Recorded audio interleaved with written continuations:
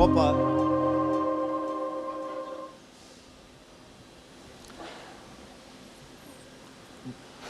Bonjour à toutes et tous, petit léger contretemps.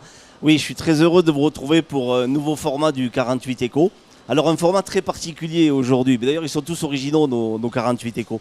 On est aujourd'hui dans une entreprise qu'on va vous présenter. Nous sommes sur la zone d'activité économique du Cosdoche de Mende et nous sommes au cœur de l'entreprise, au cœur d'une unité de production. Et nous avons choisi l'entreprise Angelvin Bois Moulé, qui aujourd'hui est représentée par Didier Dubin. Bonjour Didier. Donc ravi de vous accueillir à Angelvin Bois Moulé, ouais, avec nos 30 ans d'expérience, une usine reconnue maintenant pour notre qualité. Ouais, merci. Voilà. Et alors à côté de nous, entre nous, quelqu'un que peut-être vous ne connaissez pas encore, mais qu'il faut connaître absolument, Jalil Benabila. Bonjour. Bonjour Jalil. Bonjour. Alors Jalil est vice-président de la région, en charge de l'économie, de l'innovation. C'est un peu l'homme qui monte, c'est un très proche de Carole Delga. Il est très très investi. On va lui demander comment on fait pour animer 13 territoires, tellement l'Occitanie elle est grande. On verra aussi quels sont les accompagnements de la région. Il est vice-président d'ADOC, qui est un outil important dans chacun des départements et chez nous également. Jalil, on prendra un petit peu de temps parce que tu passes une journée et on reviendra sur la matinée que nous avons vécue à écouter les besoins exprimés par les chefs d'entreprise. Mais c'est sûr à Didier que je veux quand même, parce que c'est notre puissance invitante aujourd'hui, donner la parole. Comment, quand quelqu'un vient comme Jalil sur le territoire, comment tu présentes Angelvin Bois Moulé? Alors, Angelvin Bois Moulé, attaché au territoire, pourquoi on est là? Parce qu'il y a 30 ans, la ressource bois, elle était pléthorique et il fallait, M. Angelvin a souhaité construire une entreprise pour réutiliser des bois qui étaient à l'époque des déchets. Maintenant, c'est devenu des produits connexes avec une valeur qui a fortement évolué au bout de 30 ans. Et il fallait valoriser ces produits qui étaient inutilisés, brûlés à mauvais escient. Donc du coup, trouver des ressources et trouver aussi après comment évacuer ces produits, trouver les clients, les filières. On s'est adapté au fur et à mesure des besoins.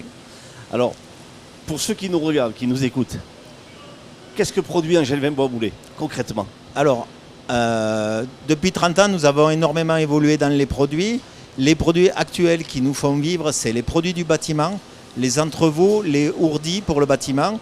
Ce sont un énorme marché qui vous permet à construire des dalles en béton. Entre deux poutrelles, on pose des ourdis bois et cela permet des temps de pose bien réduits, beaucoup moins d'efforts pour les maçons et c'est un produit très recherché avec un bilan carbone, je ne sais pas si on en reparlera un peu plus tard, mais fortement positif. Voilà. Donc c'est 55% de notre chiffre d'affaires. Après la palette bois moulé, qui est une partie importante de notre chiffre d'affaires. Voilà, donc c'est pour remplacer la palette standard. Un produit sec, facile, où on en met un maximum dans un camion. Valable aussi pour l'export. NIMP15 naturellement, donc à l'export, on a une bonne carte à jouer. Et après, beaucoup de structures de sièges de bureau, où on a la chance de fabriquer pour les principaux producteurs de sièges de bureau européens. Voilà. Okay. Surtout allemands. Voilà. Alors, une orientation très stratégique faite il y a très peu d'années finalement, en abandonnant un marché historique et puis en partant sur des produits nouveaux.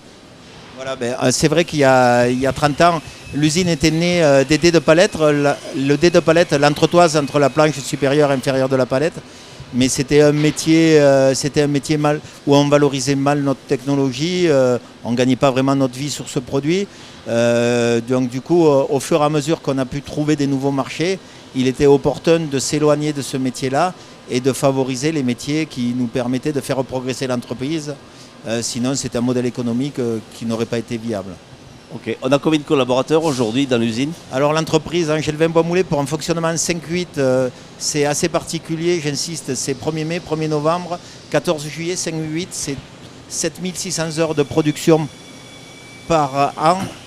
Voilà, et 5 équipes, 33 salariés, 5 équipes de 4 personnes et le reste, 5-6 équipes à la maintenance, un responsable qualité, un responsable production, un cariste et 3 administratifs. Voilà. Alors moi j'ai quelques notes qui veulent s'envoler, donc c'est un petit peu compliqué, mais je le dis, nous, chefs de commerce, on a beaucoup de chance de connaître cette entreprise et que on accompagne. Je vois dans la note, entre 2017 et 2021, l'entreprise a investi près de 7 millions d'euros.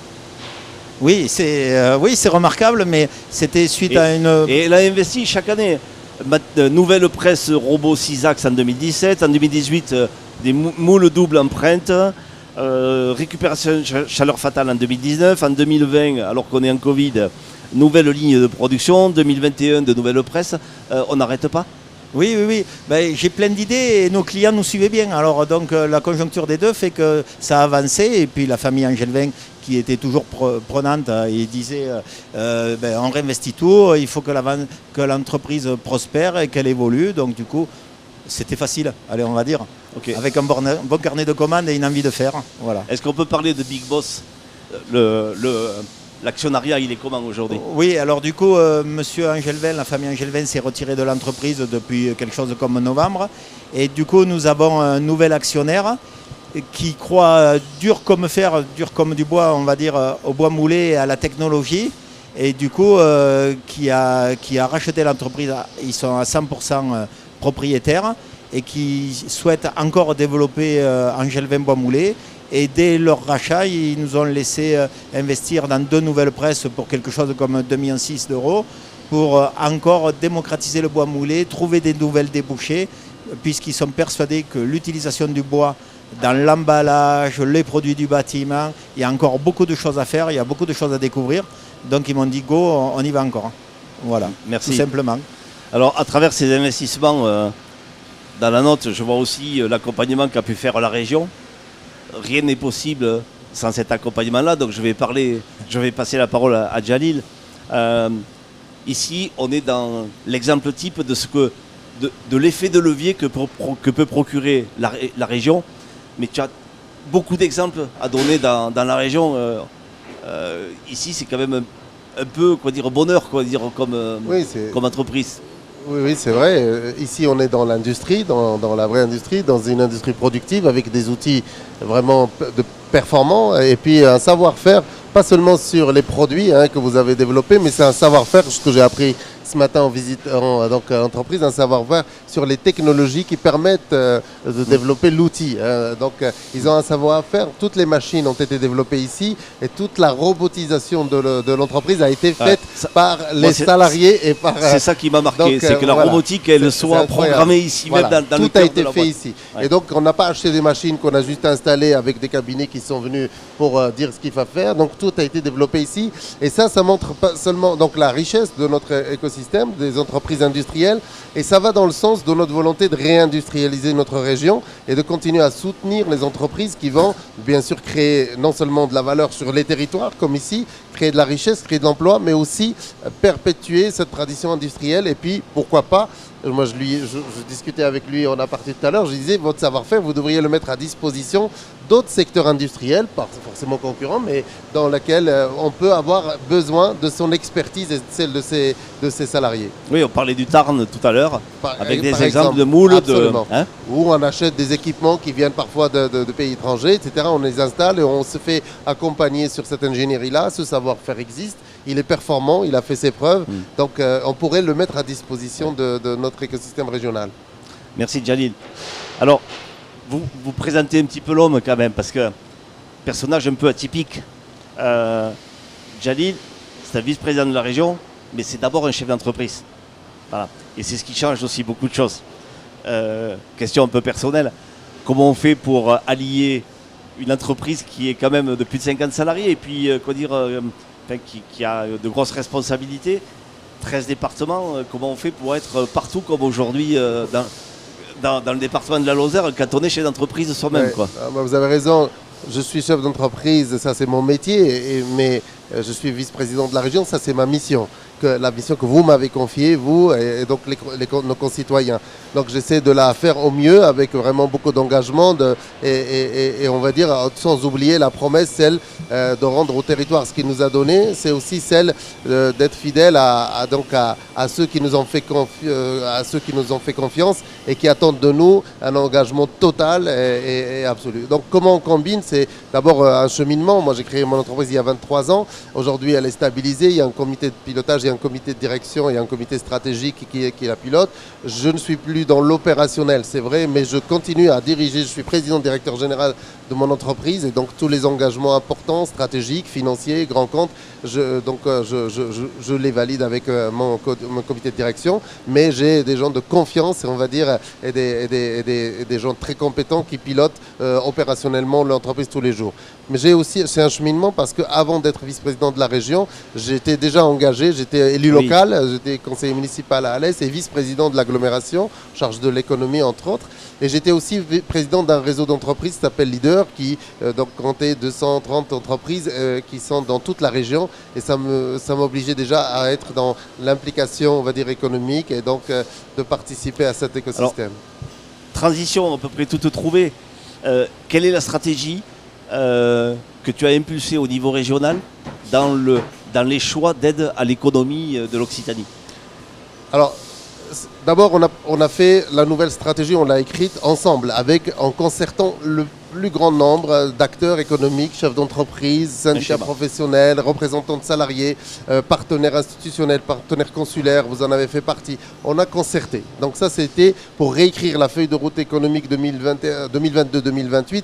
Il a fallu élargir le champ du possible. Pourquoi? Ne serait-ce que pour actualiser bien sûr l'ancien schéma, mais aussi tenir compte de cette crise majeure qu'on a connue, la Covid, qui a changé pas mal de paradigmes et qui a amené de nouveaux questionnements, et puis une réorganisation du travail, et puis là aussi la crise internationale, le contexte géopolitique qui a amené aussi de nouveaux questionnements sur notre souveraineté, sur notre capacité à travailler sans être dépendant d'un certain nombre. Vous avez vu les coûts de matières premières, l'énergie, enfin toutes les menaces que nous avons subies. Donc tenons compte de tous ces contextes-là, on a écrit la feuille de route ensemble pour une ambition partagée avec l'ensemble des acteurs. Et aujourd'hui, il faut animer cela. Alors évidemment, il y a des transformations, c'est le mot, c'est une économie à impact et une économie transformante.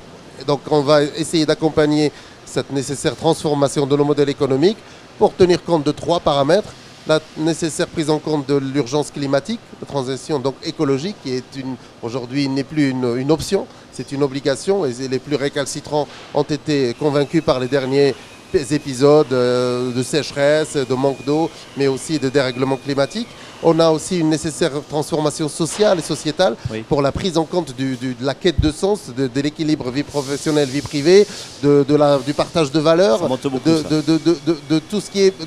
On va au-delà du bien-être au travail, on va maintenant dans la sphère précisément privée avec l'hybridation du travail, le télétravail, la réorganisation du travail et la quête de sens vraiment, notamment les jeunes qui demandent non seulement un salaire, mais qui veulent donner un sens à leurs actions, à leurs activités. Et enfin, une transformation importante qui a commencé avant la Covid par la transformation digitale au numérique, mais qui aujourd'hui doit englober la transformation technologique. Et on est aujourd'hui dans un exemple de cette transformation où on va optimiser, réduire la pénibilité, réduire les risques, gagner de l'énergie, gagner de la productivité pour rester compétitif et faire évoluer l'outil de production. On a un peu de retard par rapport à nos pays voisins. Pas seulement l'Allemagne, mais même par rapport au Portugal et à des pays comme ça, on est un peu en retard sur le renouvellement de l'outil productif pour qu'il soit plus vert, moins encombrant, plus sécurisé et moins consommateur d'énergie. Okay. Ce matin, Jalil était devant un parterre de chefs d'entreprise et nous disions que nous avons été, pendant la période de Covid, dans la meilleure des régions. 800 millions d'euros d'investissement, forcément qu'il fallait changer puisqu'on a changé d'époque et de période. Mais on peut dire qu'il y a eu un effet de levier dans tous les départements. Ça, c'est pas une question, c'est moi qui l'affirme. Je le vois parce qu'aujourd'hui, j'ai un nombre de créations d'entreprises à la Chambre de commerce qui est plus important qu'avant. On a véritablement donné confiance dans les territoires. On a évité une grosse catastrophe économique.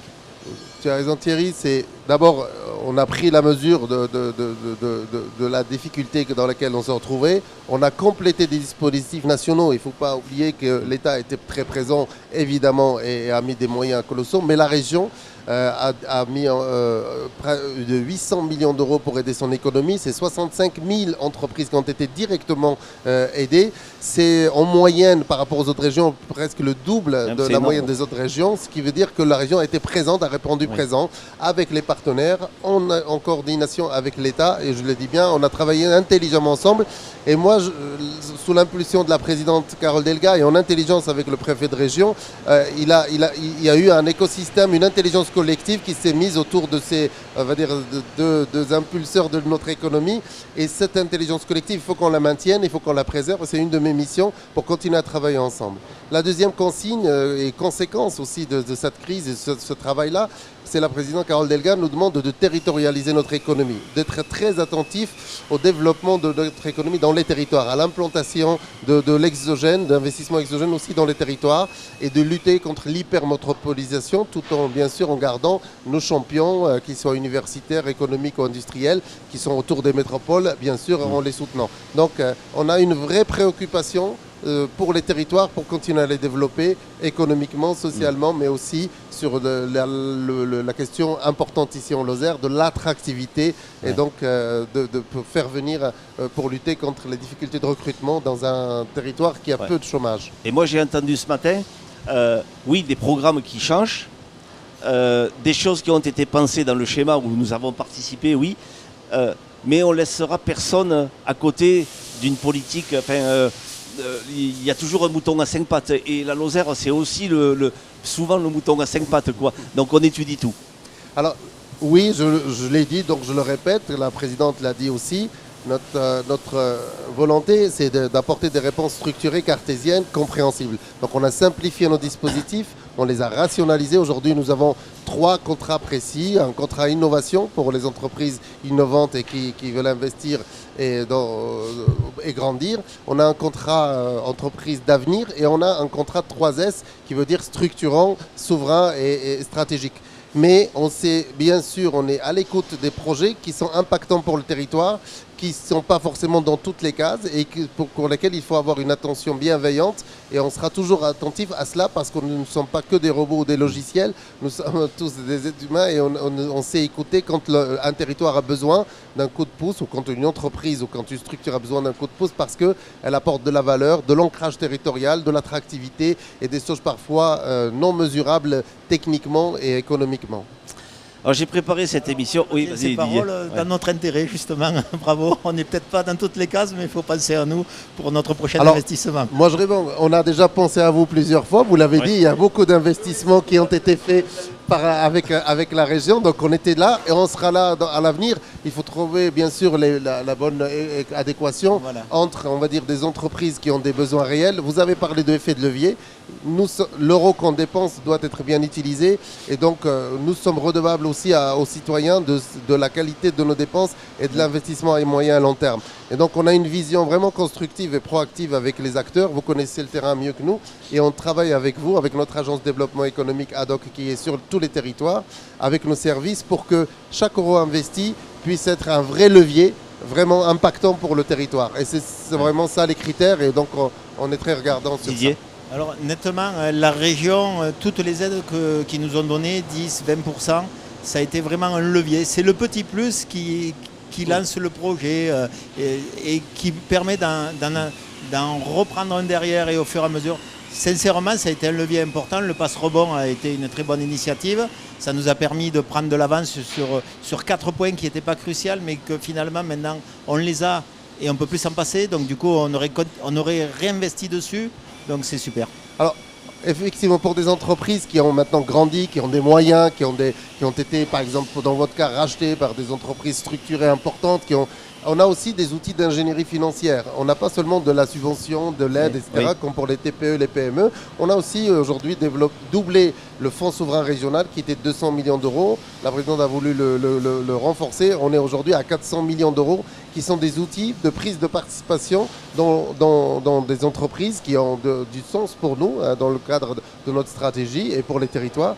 Mais aussi, on peut participer en haut de bilan, en obligation convertible, en prêt, etc. Donc on est aussi doté de manière un peu significative pour pouvoir accompagner des entreprises qui ont de l'ambition. Alors, on n'est pas venu dans cette entreprise non plus par hasard. On a choisi aussi cette entreprise parce qu'elle a quelque chose de particulier. Et on va parler d'environnement et de bilan carbone. Quand j'ai préparé un petit peu avec Didier, il m'a dit je souhaite mettre l'accent sur 2 choses.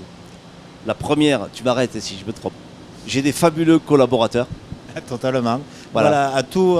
C'est la première chose que tu m'as dit. Production, maintenance. Je ne veux pas en oublier une qualité au secrétariat. Je suis entouré que de gens superbes. Et la deuxième chose qui est importante, et c'est aussi le critère qui fait qu'on est ici, c'est que, écoutez-moi bien, cette entreprise ne consomme pas du carbone, mais elle en stocke. C'est-à-dire qu'elle apporte une plus-value environnementale à la planète.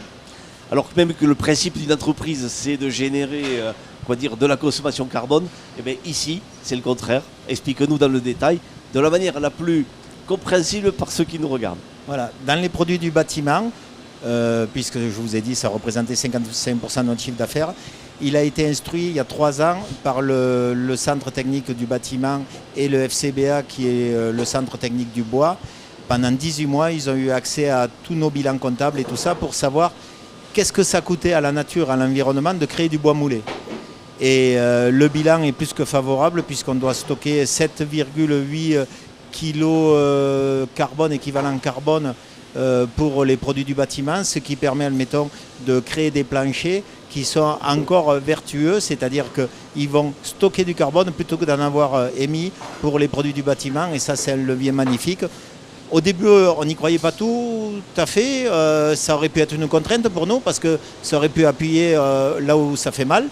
Mais avec la production de biomasse, l'énergie telle qu'on l'a produit, qui n'est pas venue de l'électricité, qui est de l'eau surchauffée, le séchage du bois qui est optimisé, enfin, toute cette spirale-là d'investissement permanent a été contrôlée par Bureau Veritas et tout ça. Et ils ont dit que c'était super ce qu'on faisait. Et du coup, c'est un gros levier, nous, pour vendre après nos produits. Jalil, la planète se porterait moins bien si Angevin Bois Moulin n'existait pas.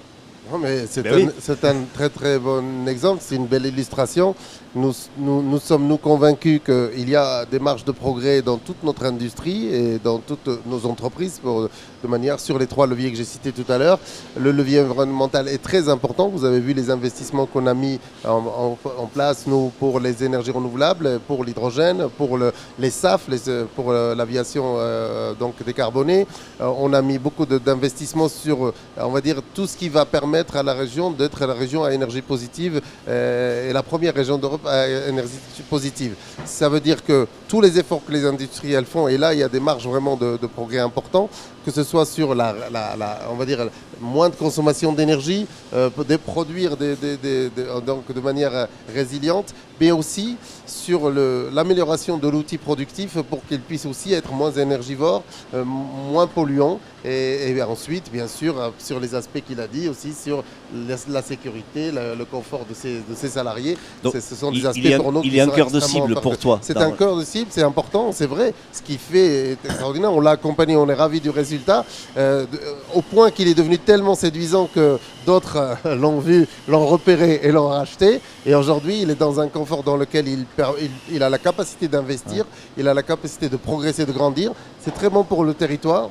Et je veux dire aussi quelque chose sur des chefs d'entreprise comme Didier, qui sont des chefs d'entreprise concernés, impliqués, dire aussi fidèles à des territoires. Voilà, ils n'ont pas d'autre scénario que de rester ici, de grandir ici et de faire grandir avec eux leur écosystème, leurs sous-traitants, leurs partenaires, mais aussi les enfants du pays pour pouvoir créer de l'emploi.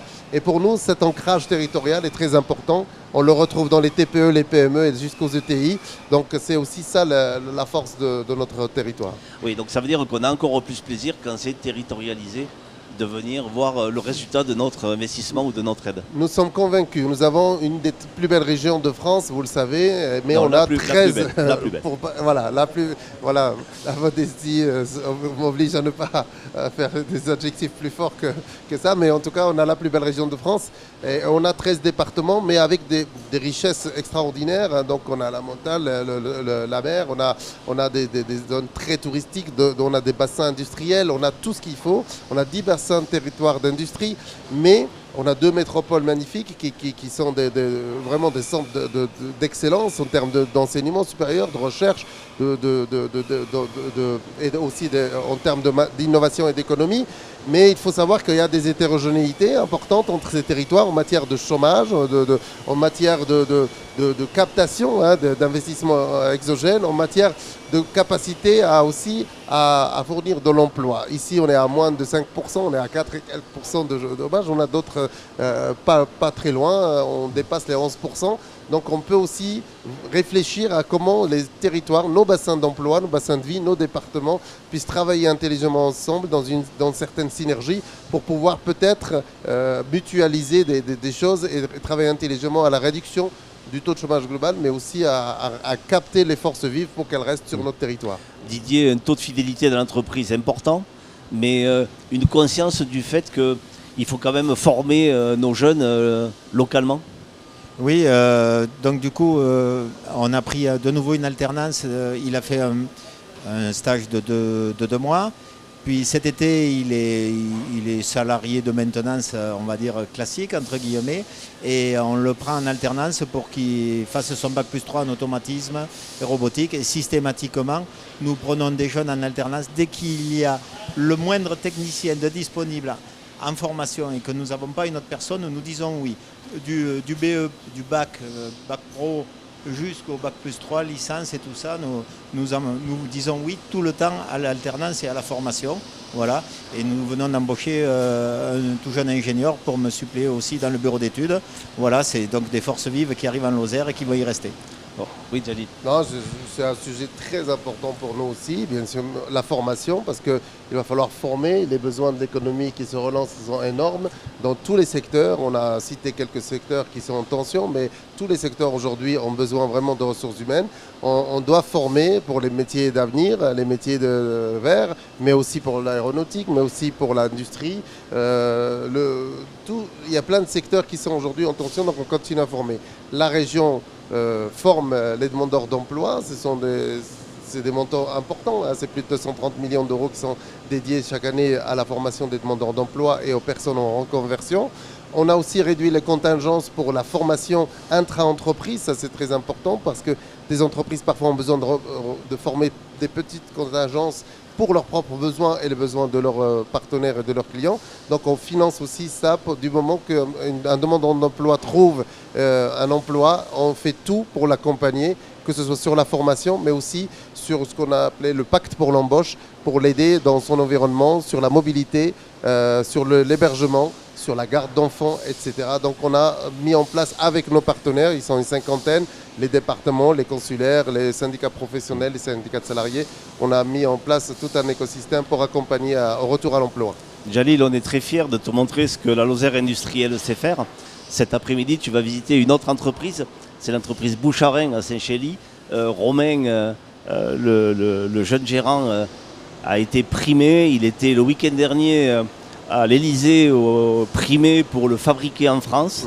Donc on a un vrai tissu industriel. Et moi j'aime à dire que même si nous sommes dans la ruralité, nous sommes un territoire industriel. Et on le prouve à travers le chiffre d'affaires que produit la Lozère. On le trouve à travers le nombre d'emplois que génère l'industrie. Et on le prouve notamment à travers l'export. Je pense que tu le sais, mais sur l'Occitanie, 13 départements, dont seulement 4 contribuent positivement à la balance commerciale du pays. Et oui, dont la Lozère. Alors certes, des chiffres mineurs, mais la Lozère fait partie des 4 départements qui ont une balance commerciale positive. Ce qui veut dire que l'export, et c'est un peu ta partie aussi, l'export, il est dynamique. Absolument. Et il y a des équipes régionales, une team France Export, un réseau consulaire aussi qui est derrière. Et ça m'amène à parler du chassé à meute que quelqu'un cite souvent, n'est-ce pas, et d'impact. C'est-à-dire que dans l'industrie, on a besoin de vivre ensemble et d'avoir des aventures, à l'export. On ne réussira que si nous travaillons ensemble sur ces sujets-là. Alors, tu as raison de rappeler l'effort de la Lozère sur la balance commerciale, donc sur les quelques départements qui sont effectivement dans une balance commerciale positive. Si je prends la région Occitanie, en tant que telle, c'est une des 3 régions françaises avec une balance commerciale positive. Alors certes, portée par les avions, notamment parce qu'on en vend beaucoup. Le vin, les avions. Mais nous, on a aussi du vin, mais on a aussi de l'industrie. On n'a pas de vin. Non, mais on a de l'industrie, on n'a pas d'avion et on on a est de la positif. cosmétique, on a de la cosmétique, on a de l'industrie, Oui. on a des pièces mécaniques qui sont de haute valeur et on a donc une contribution globale. Mais en tout cas, la Lozère est positive dans sa balance commerciale et c'est bien. Et la région Occitanie l'est aussi et c'est une des contributrices de donc, cette balance commerciale nationale. Bien sûr, on a une team Occitanie Export qui regroupe l'ensemble des acteurs dans la CCI internationale, dans évidemment Business France et la ADOC. Et on travaille intelligemment ensemble sur les salons, sur les conventions d'affaires à l'international. On emmène vraiment des délégations importantes et je sais que là, le travail se fait en intelligence et en complémentarité. Qu'est-ce que tu peux dire aux industriels qui nous écoutent et qui ne sont pas forcément en mode projet? Est-ce qu'on active tout de suite? Qu'est-ce qu'on leur dit là? On a besoin de vous? Non, bien sûr qu'on a besoin d'eux. On a besoin. Moi, je suis dans une délégation que m'a confiée la présidente Carole Delga, qui est l'innovation. Tout le monde sait quelle est son importance. L'économie et l'emploi, on en a parlé, mais aussi la réindustrialisation. Et je vais vous donner plutôt une anecdote plutôt que de faire des longs discours. Quand j'ai créé mon entreprise en 1999, c'est une entreprise industrielle, c'est une PMI. Et donc on fait de la production, on a un atelier de production, on a un laboratoire, on est aussi centre de formation. Et bien à cette époque-là, personne n'était autour du bébé, sauf l'école des mines et le maire d'Alès. Mais les autres n'y croyaient pas, les banques n'y croyaient pas, les financiers n'y croyaient pas, parce qu'on m'a dit que j'étais à l'envers, j'étais à contre-courant, que l'industrie était partie de France, qu'elle est en Chine, dans des pays de l'Est ou dans des pays de Maghreb. Eh bien, c'est quand même un sacré... on va dire, honneur pour moi que la présidente Carole Delga me confie la responsabilité de la réindustrialisation de notre région qui se fera en harmonie, en intelligence dans le cadre de la politique de réindustrialisation de la France et de l'Europe. Mais vous voyez, donc ça veut dire aujourd'hui, qui peut remettre en cause la nécessaire réindustrialisation? Personne. L'industrie a pris des galons suite à la crise du Covid, c'est tant mieux, c'est heureux. Il ne faut pas qu'on ait la mémoire courte, il faut qu'on continue dans cette dynamique à croire que ça crée des emplois durables, ça crée des emplois territorialisés, c'est un ancrage, on ne part pas du jour au lendemain, et puis ça crée des emplois bien rémunérés, et donc formateurs et bien rémunérés. Donc il faut qu'on continue l'attractivité des territoires, il faut qu'on continue le travail avec vous de l'attractivité de l'industrie, de sa féminisation et puis de décloisonner un petit peu les vieux, on va dire, concepts, les vieux adages qui disaient que l'industrie c'était ça, l'industrie c'est vieux. Ouais. On n'est plus à l'ère d'Émile Zola, on est dans une ère où l'industrie est moderne, technologique, qui prend en compte les préoccupations des citoyens en termes d'environnement, mais aussi de bien-être et donc de formation, d'ancrage territorial. Donc c'est important de se mobiliser à nos côtés. Je te laisserai conclure dans 2-3 minutes. Jalil, Didier Dubin, quand on a préparé, comme ça, là, il avait pétoche et là maintenant on l'arrête plus. Là. Il voudrait que ça continue encore 1 heure. Moi j'ai la trouille, une seule trouille, c'est qu'il y ait des robots qui s'échappent parce qu'il y en a partout ici. Non, mais on est dans une atmosphère qui est géniale. C'est vrai qu'on a un tissu industriel. Voilà, un mot de conclusion sur la présentation de demain de l'entreprise. On a 12 robots. Demain on en a 4 de plus et après-demain on en a encore 3 de plus. Voilà, donc du coup, ça permet, les gens sont hyper motivés, quel que soit leur niveau qu'ils ont dans l'entreprise, et c'est hyper valorisant de venir travailler chez nous parce que ça leur permet de découvrir des nouvelles technologies. Ils savent qu'ils sont hyper libres, ils peuvent toucher les pupitres comme ils veulent. Il y aura toujours quelqu'un qui va pouvoir débugger le problème ou autre s'ils ont fait une bêtise, et ça arrive rarement. Et c'est l'industrie décomplexée, il n'y a rien de compliqué, tout le monde avance, et c'est comme ça que je suis bien entouré de superbes gars. Voilà. Trop discrète cette industrie finalement dans l'Occitanie, des chefs d'entreprise qui communiquent peu. Ils se font entendre de plus en plus. On fait un gros travail avec tous les industriels, avec l'IUMM, avec tous les centres de formation de l'industrie. Je pense qu'on est on va dire, c'est pas une question de discrétion, c'est une question maintenant d'efficacité et de se mettre au diapason des enjeux et au travail tous ensemble. Je pense honnêtement, vous l'avez dit, ce qu'il nous faut, c'est cette intelligence collective qu'on a héritée de cette crise Covid qu'il va falloir perpétuer et gagner, que chacun de nous soit sur des fiertés passées pour pouvoir se mettre au diapason, travailler au service du territoire, travailler au service des entreprises, de l'emploi et de nos citoyens. Et c'est tout le sens de notre engagement. On doit être dans un engagement sincère, total, qui n'est pas orienté. Et pour cela, il nous faut bien sûr s'appuyer sur les acteurs, les faiseurs. C'est pour ça qu'on vient sur le terrain, c'est pour ça qu'on visite des entreprises aujourd'hui et demain. C'est pour ça qu'on est tout le temps sur le terrain. C'est Carole Delga qui dit « Mon bureau, c'est le terrain » et elle a raison. On est tout le temps sur le terrain. On n'est pas en train de faire des théories et des dispositifs qui sont déconnectés de la réalité. Les élus locaux, je salue Madame Mayol, donc, qui est ma collègue qui est ici et qui fait un travail ici important. Je salue aussi tous nos représentants, la maison de la région, les agents ad hoc qui travaillent avec vous en intelligence. On chasse à meute. Et c'est vrai. Et donc moi, je suis venu pour, je crois, 4 fois depuis notre élection ici. Je reviendrai pour présenter d'abord ce qui évolue, ce qui change, mais aussi à chaque fois que vous en aurez besoin ou vous le solliciterez. Donc je suis là à votre écoute pour accompagner cet élan, pour ne pas oublier les territoires, et surtout des territoires comme la Lozère qui, pendant peut-être un certain temps, avaient le sentiment, je le dis, vous le dites, de pas toujours être écouté ou d'être oublié. Ce n'est pas le cas. La présidente Carole Delga a toujours été présente ici. Elle nous a demandé de continuer le travail qu'elle a engagé avec sa majorité. Et on est sur le terrain avec vous, à vos côtés, pour travailler ensemble. Peut-être un dernier mot, ad hoc, un outil de conquête d'entreprise sans complexe. On est chasseur aussi d'entreprises à l'extérieur pour accueillir. On a mis en place toute une stratégie de captation de projets exogènes, donc qui soient d'autres régions, mais surtout de l'international. Il y a une équipe qui travaille sur ça. On reçoit beaucoup de sollicitations. On doit avouer qu'on a une difficulté sur la disponibilité du foncier économique, notamment pour les gigafactories, les mégafactories. Ça demande beaucoup de foncier. On n'a pas forcément beaucoup de possibilités.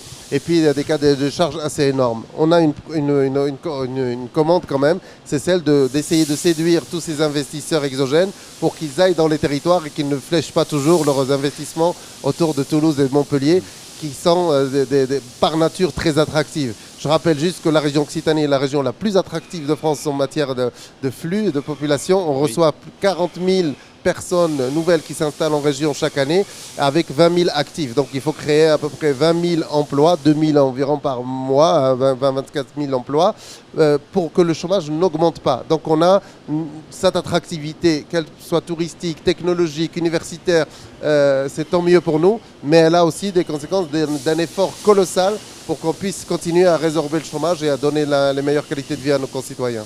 Didier, heureux ce matin? Heureux ce matin? Ouais, ça va, impeccable, ouais, bien content d'avoir reçu la région. Et Jalil aussi, content d'être là? Oui, ravi à chaque fois que je reviens ici. Alors, d'abord, je le coupe, Jalil c'est un mec simple, merci, vraiment merci. Le top. Voilà. Non, j'ai vraiment aimé cette moi, matinée. sincèrement, on a échangé ce matin avec beaucoup de monde. Il y avait tous les représentants, je les remercie d'ailleurs, du conseil départemental, les maires, les consulaires, la chambre des métiers, enfin le MEDEF, tous les représentants, on va dire, des forces vives de ce territoire étaient là. Ils étaient là à chaque fois que je suis venu. Je suis sensible à cette question-là, de mobiliser l'ensemble des acteurs pour qu'on travaille ensemble. Ils savent que je suis sincère dans mon engagement. Mais maintenant, il faut qu'on arrive à transformer nos volontés, notre envie de travailler ensemble en action, en acte. Et on va travailler sur ça. Je suis bien accueilli ici, je me sens bien. J'aime beaucoup ce département. Merci encore. Merci à vous. Bonne journée. Merci à vous deux. Merci Didier de nous avoir accueillis. Merci beaucoup. Et à très bientôt pour un nouveau 48 Éco. Bonne journée. Au revoir.